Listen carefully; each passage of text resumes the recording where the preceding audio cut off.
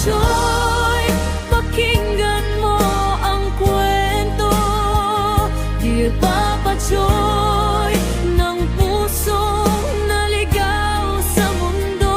Dear Papa Choy, kung pag-ibig ay Dear Papa Choy, magandang araw po sa inyo at sa lahat ng subscribers na nakikinig sa inyong channel.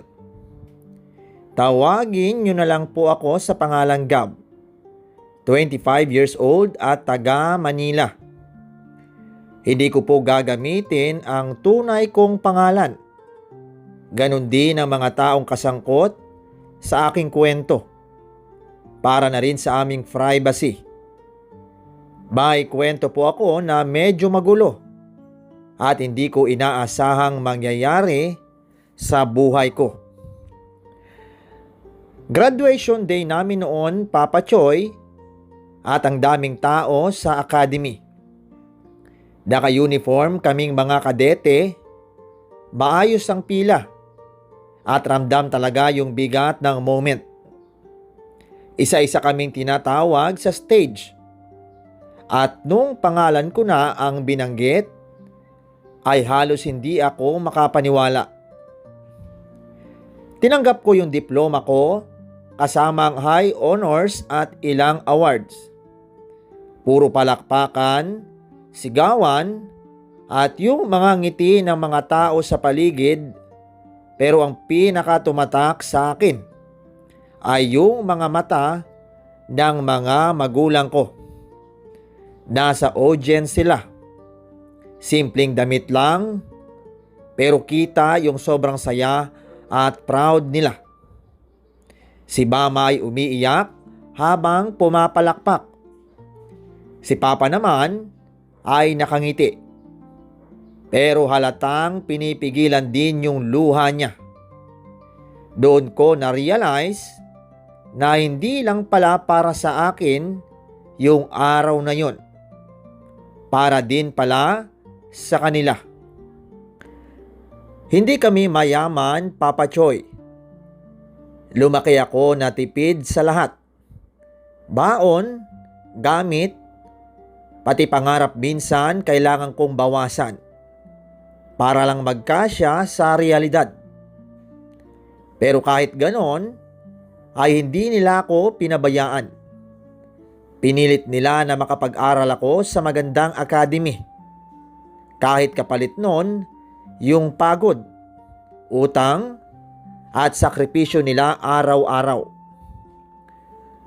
Habang nakatayo ako sa stage, hawak yung diploma ko, ay parang bumalik lahat ng hirap na dinadaanan namin. Lahat ng puyat, lahat ng pagdududa sa sarili, at lahat ng pagkakataon na gusto ko nang sumuko. Pero naroon na ako. Sa sarili ko ay nangako ako. Gagawin ko ang lahat para makabawi. Hindi lang para sa sarili ko, kundi para sa kanila. Dahil kung may taong mas deserving sa tagumpay na yon, ay sila yon. Ang mga magulang kong hindi subuko para lang makarating ako sa araw na yon. Pag-uwi namin galing graduation, ay may maliit na salo-salo agad sa bahay. Simpleng handa lang, Papa Choy. Pansit, fried chicken, spaghetti at soft drinks. Yung tipong hindi man bongga, pero ramdam ko yung saya. May ilang kapitbahay na dumaan para bumati. Tapos yung mga kamag-anak na malalapit ay naroon din. Ako naman ay nakaupo lang sa gilid minsan. Pinapanood sila Mama at Papa na abala sa pag-aasikaso ng bisita. Hindi ko maiwasang mapangiti, Papa Choy. Kahit pagod ako buong araw, ay sobrang gaan sa pakiramdam. Kasi nakita ko kung gaano sila kasaya para sa akin. Habang nag-aasikaso kami ng mga bisita, ay biglang may tumigil na sasakyan sa harap ng gate. Si Papa ang tumayo para magbukas. Maya-maya ay narinig ko na lang yung boses niya na medyo nagulat. "Uy, Anghel! Nakarating ka!" Napalingon agad ako. Pumasok si Tito Anghel. Naka-formal na polo at slacks. Parang galing pa sa munisipyo. Kilala siya sa pamilya namin bilang may mataas na posisyon sa munisipyo. Pero hindi ko na para banggitin yun. Basta ang alam ko ay busy siyang tao. Lumapit siya sa akin at ngumiti. "Ikaw na ba si Gab? Graduate ka na pala?" Tumayo ako agad at nagmano. "Opo, Tito." "Congrats ha. Narinig ko with honors ka pa." Sabi niya, tapos tinapik ako sa balikat. "High honors pa yan." Singit ni Mama na halatang proud na proud. Napangiti si Tito. "Ayos ah. Magaling. Magaling ang ginawa mo." Mag-isa lang si Tito Anghel, pero ang alam ko ay may asawa na siya. Sa totoo lang ay hindi ko pa talaga nakikita yung asawa ni Tito ever since. Bata pa ako nung nagsimula siyang maging busy sa politika. Tapos nung kinasal siya, ay nasa school naman ako at hindi rin kami masyadong nagkikita.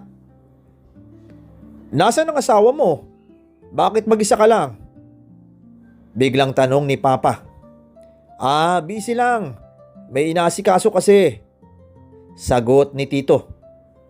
Tumango na lang si Papa at hindi na rin nagtanong pa.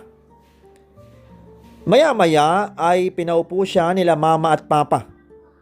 Tapos sinabayan na rin namin siyang kumain. Habang kumakain, ay napunta yung usapan sa akin. Kung anong plano ko at saan ako magtatrabaho. Mga ganong usapan. "So, anong next plan mo, Gab?" Tanong ni Tito habang umiinom ng soft drinks. "Maghahanap po sana ako ng trabaho, Tito. Gusto ko na rin pong makatulong kila Mama at Papa para makabawi." Sagot ko. Nagkatinginan sila Mama at Papa kasi parang gusto pa nila akong magpahinga kahit konti. Pero alam kong kailangan na rin talaga nilang magpahinga sa pagtatrabaho at ako naman ang kikilos. Tumango si Tito na parang may iniisip. "Actually, may iaalok ako sa'yo." Napatingin agad ako sa kanya, pati sila Mama at Papa ay natahimik. "Kung okay sa'yo, pwede kitang kunin bilang personal security ko at ng asawa ko." Diretsong sabi niya. Parang napahinto ako sandali. "Ako po?" Tumango siya. "Yes, kailangan ko ng mapagkakatiwalaan. Mas okay kung kadugo. At syempre, trained ka naman." Hindi ko agad alam kung anong sasabihin ko. Ang bilis ng pangyayari. Kakagraduate ko pa lang, tapos ganun agad. "Malaki din ang magiging sahod mo at matutulungan mo agad sila Mama at Papa mo." Dagdag pa ni Tito. Narinig ko yung mahinang paghinga ni Mama sa tabi ko.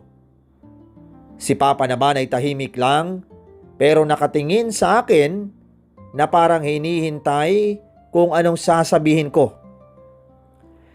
Sa totoo lang, Papa Choy, ay tempting.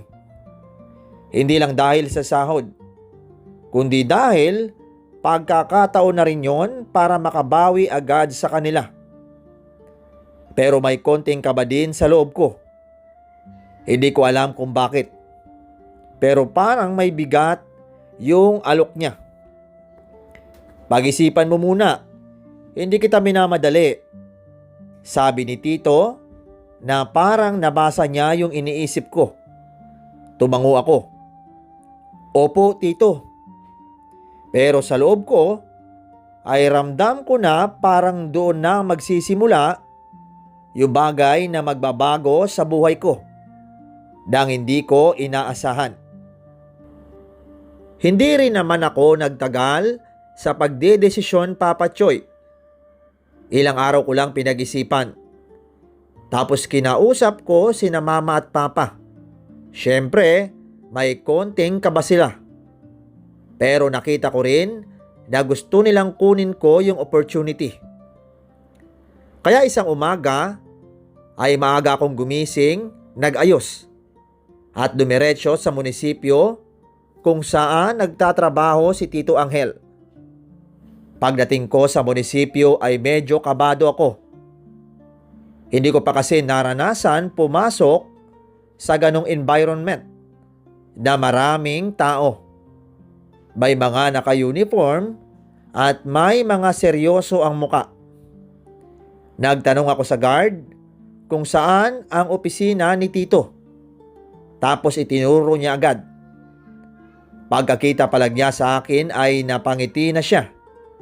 "O Gab, napag-isipan mo na?" "Opo Tito, tatanggapin ko pa yung offer ninyo," sagot ko. Halata sa mukha niya na natuwa siya. "Good! Alam kong hindi ka magsisisi."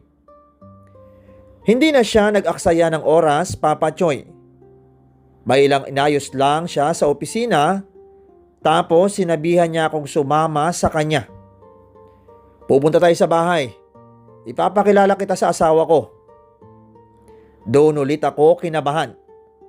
Sa wakas, ay makikita ko na rin si Tita, yung asawa niya na never ko pang nakikita kahit minsan. Sumakay kami sa sasakyan niya at tahimik lang ako habang nasa biyahe. Iniisip ko kung anong klaseng tao kaya yung asawa niya. Mabait ba? Strict? O yung tipong hindi approachable? Pagdating namin sa bahay nila, ay napansin ko agad kung gaano kalaki at kaayos. Hindi siya sobrang bongga na nakaka-intimidate. Pero ramdam ko na may kaya talaga sila sa buhay. Pinapasok ako ni Tito, tapos tinawag niya yung asawa niya. "Sally!" tawag niya. Ilang segundo lang ay may babaeng bumaba mula sa hagdan. At doon, Papa Choy, ay parang natigilan ako. Siya na siguro yung isa sa pinakamagandang babaeng nakita ko sa buong buhay ko. Maputi, makinis, maayos ang buhok, at ang lakas ng dating kahit simple lang ang suot niya. Mukha lang siyang nasa 20s, pero ang pagkakaalam ko ay 40s na talaga siya. Ito si Gab, pamangkin ko. Siya yung sinasabi ko," sabi ni Tito. Gumiti siya sa akin. "Hello Gab." "Hello po." Medyo alanganin pa na sagot ko kasi hindi ko alam kung saan ako titingin. Ewan ko ba. Bihira lang ako ma-amaze sa babae. Pero iba talaga siya. "Congratulations sa'yo ha," sabi ng tito mo. "Ang galing mo daw." Dagdag niya. "Naku, salamat po," sabi ko naman. Pinaupo niya kami, Papa Choy, tapos nag-usap-usap lang kami. Simple lang yung kwentuhan. Tungkol sa school ko, sa training ko at sa pamilya namin. Mabait naman siya at hindi nakakailang kausap. Pero kahit ganon, ay hindi ko maiwasan na mapatitig sa kanya paminsan-minsan. May dating siya na hindi ko ma-explain. Minsan, nahuhuli ko na lang yung sarili ko na napapatingin sa kanya. Tapos agad akong iiwas. Nakakahiya din kasi. Lalo na't asawa siya ng tito ko. "Sigab ng magiging personal security natin ha," sabi ni Tito habang kausap si Sally. "Ganun ba?" Sabi niya sabay tingin sa akin. Okay yan, at least mapagkakatiwalaan. Tumango ako. Gagawin ko po yung best ko. Gumiti lang siya. I'm sure you will. Hindi ko alam kung bakit, pero may kakaibang pakiramdam sa loob ko habang tinitignan niya ako. Parang may konting kaba. Pero hindi yung takot. Basta iba. Hindi na rin nagtagal ay sinabi ni Tito na pwede na akong magsimula agad. Magsimula ka na ngayon para ma-orient ka na rin. Sabi niya. Opo Tito. Sagot ko. At sa araw ding yon, officially, nagsimula na ako bilang personal security nila. Habang iniikot ako sa bahay, ay pinapaliwanag yung mga dapat kong gawin, ay hindi ko maiwasang isipin na parang may nagbago na agad sa buhay ko. Hindi lang dahil sa trabaho, kundi dahil sa presensya ng asawa ng tito ko. At hindi ko pa alam, ay doon din pala magsisimula yung bagay na hindi ko dapat naramdaman.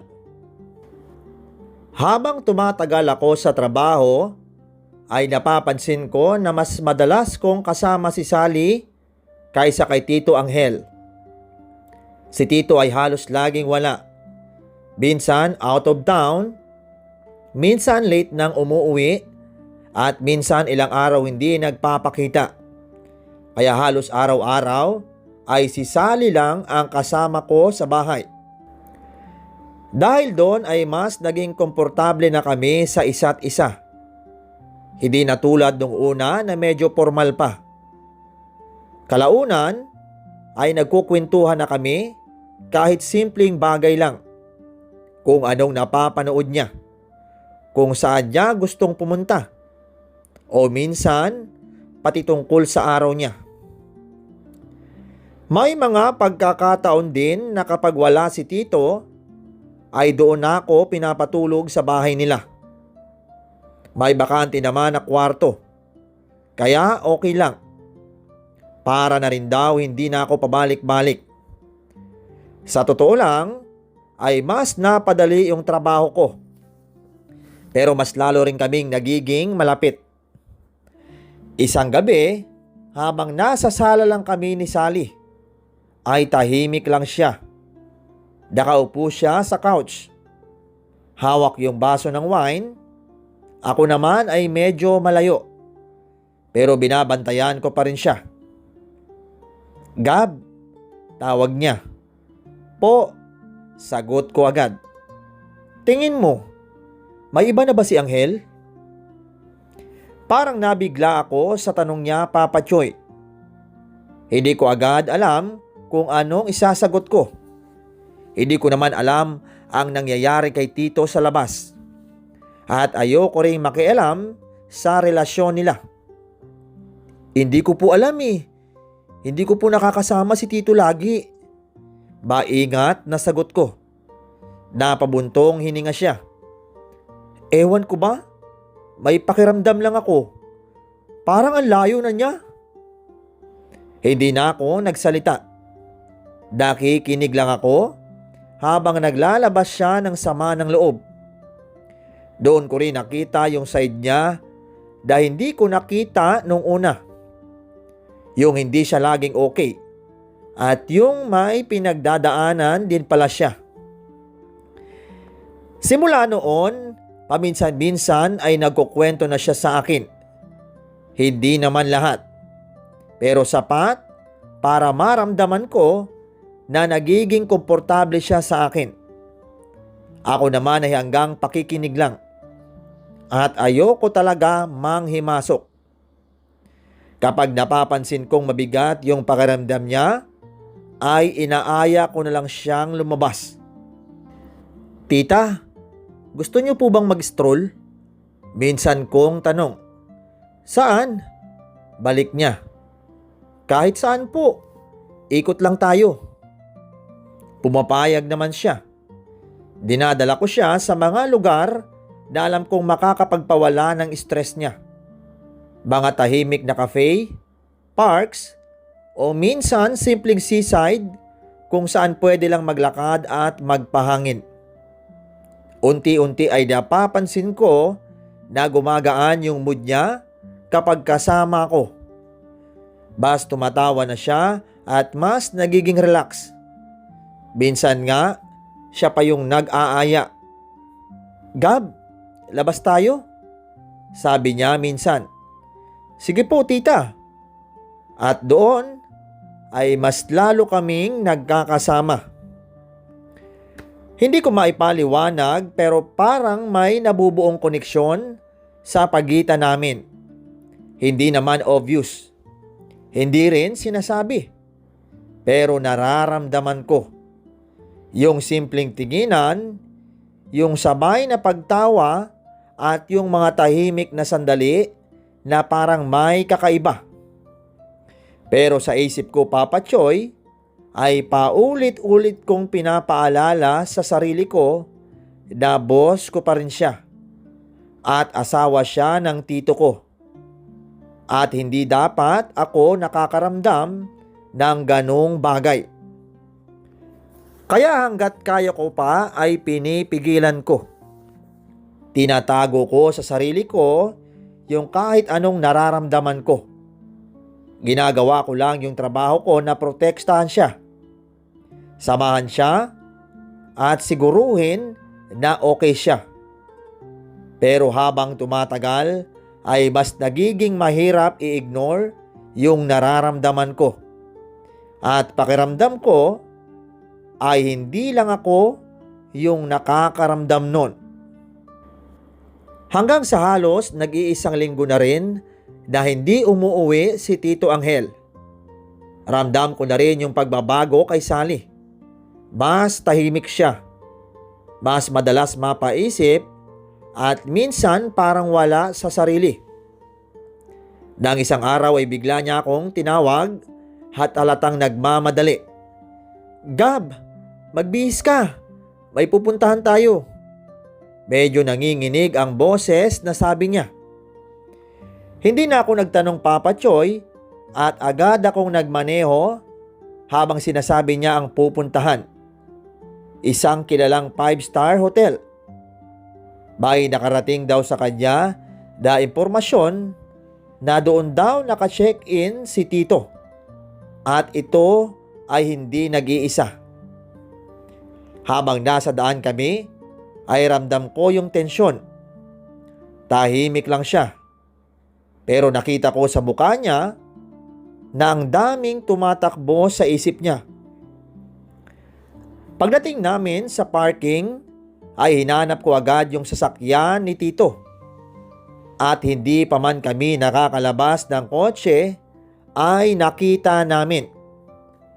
Nandoon si Tito sa loob ng sasakyan niya. At malinaw kung anong ginagawa niya kasama ang isang babae. Hindi ko na kailangang ipaliwanag. Napatingin ako kay Sally, bigla siyang nanigas at parang hindi makagalaw. Yung mga mata niya ay puno na ng luha kahit hindi pa yun tuluyang bumabagsak. Hindi na ako nagdalawang isip pa, Papa Choy. Agad kong pinaandar ulit yung sasakyan at umalis kami doon. Hindi siya nagsalita buong biyahe. Hanggang sa dinala ko siya sa isang tahimik na lugar. Isang spot na alam kong walang tao at walang istorbo. Huminto ako at saglit na tumingin sa kanya. "Tita, okay lang po ba kayo?" Maingat kong tanong sa kanya. Hindi siya sumagot agad. Nakatingin lang siya sa harap. Tapos maya-maya ay napapikit siya. Doon na pumatak yung luha niya. At bago ko pa maintindihan ang nangyayari, ay bigla niya akong hinatak. Nagulat ako. At doon ay naglapat ang mga labi namin. Parang tumigil ang mundo ko sandali. Hindi ko alam kung paano ko magre-react, Papa Choy. Kung pipigilan ko ba o hahayaan lang. Pero sa totoo lang, ay hindi ko rin napigilan ang sarili ko. Lahat ng pinipigilan kong maramdaman ay parang sabay-sabay lumabas. Hindi na namin napigilan ang nangyari pagkatapos. Tahimik lang ang paligid. Pero ang bigat ng lahat. Hindi lang dahil sa ginawa namin, kundi dahil pareho naming alam na mali yun. At sa sandaling yon, ay alam kong hindi na magiging pareho ang lahat pagkatapos nun. Pag-uwi namin ng bahay ay wala pa rin si Tito Angel. Tahimik lang ang paligid. Pero sa totoo lang ay hindi rin tahimik yung nararamdaman namin ni Sally.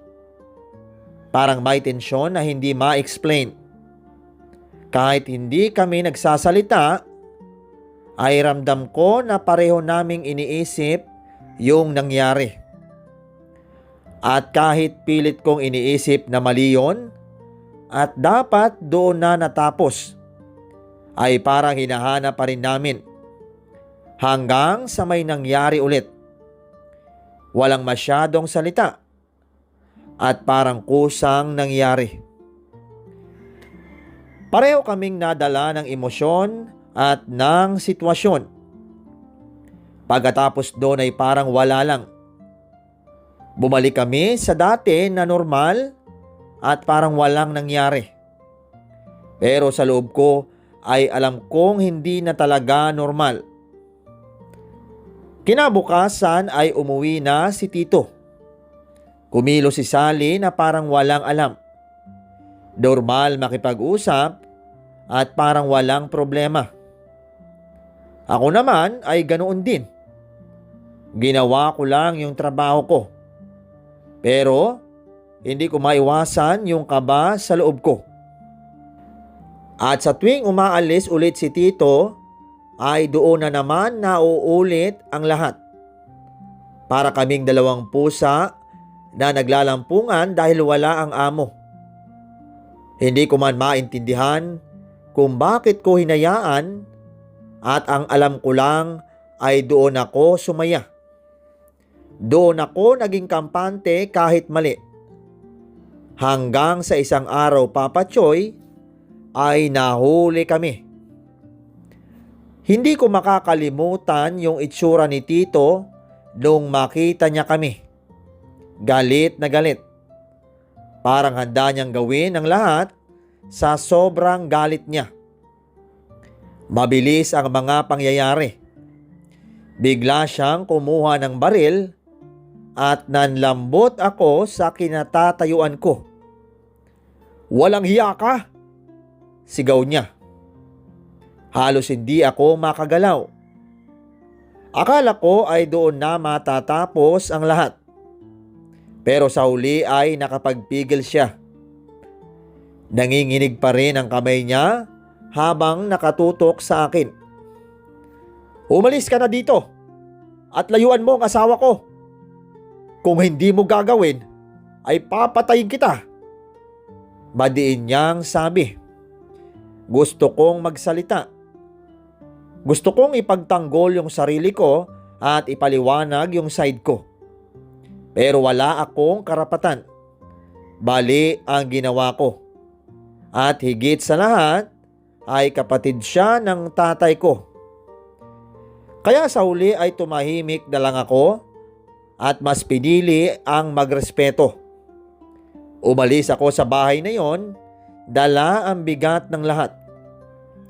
Iniwan ko hindi lang yung trabaho, kundi pati yung taong hindi ko dapat pinatulan.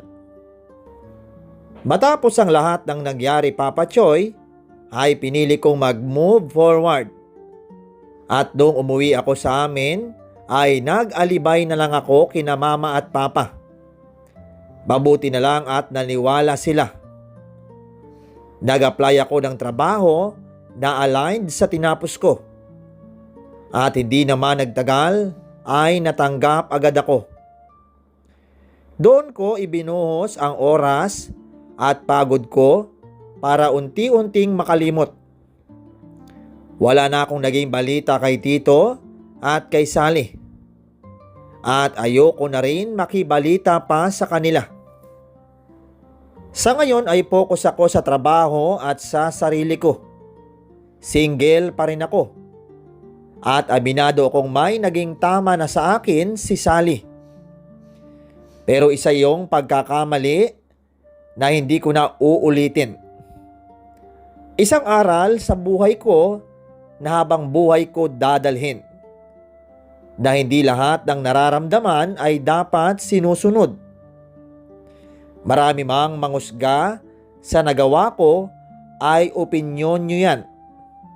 Pero lahat naman ay hindi perpekto. At tao lang din ako na nagkakamali. Maraming salamat po Papa Choy sa chance na mabasa ang kwento ko. More power po sa channel ninyo. Gab, nagkamali ka. Pero tama rin ang ginawa mong paglayo. Hindi madaling talikuran ang isang bagay na naging masaya kahit mali. Dalhin mo ang aral at huwag mo nang ulitin. Sa susunod ay piliin mo ang tama kahit mas mahirap. Dahil doon ka magiging tunay na lalaki. Mga kaibigan, kung napukaw ang puso ninyo sa kwento ni Gab, sana'y mag-like, mag-comment at i-share ninyo ang kwento. Huwag din kalimutang mag-subscribe para lagi tayong magkasama sa mga kwentong may aral. Maraming salamat po sa inyong lahat.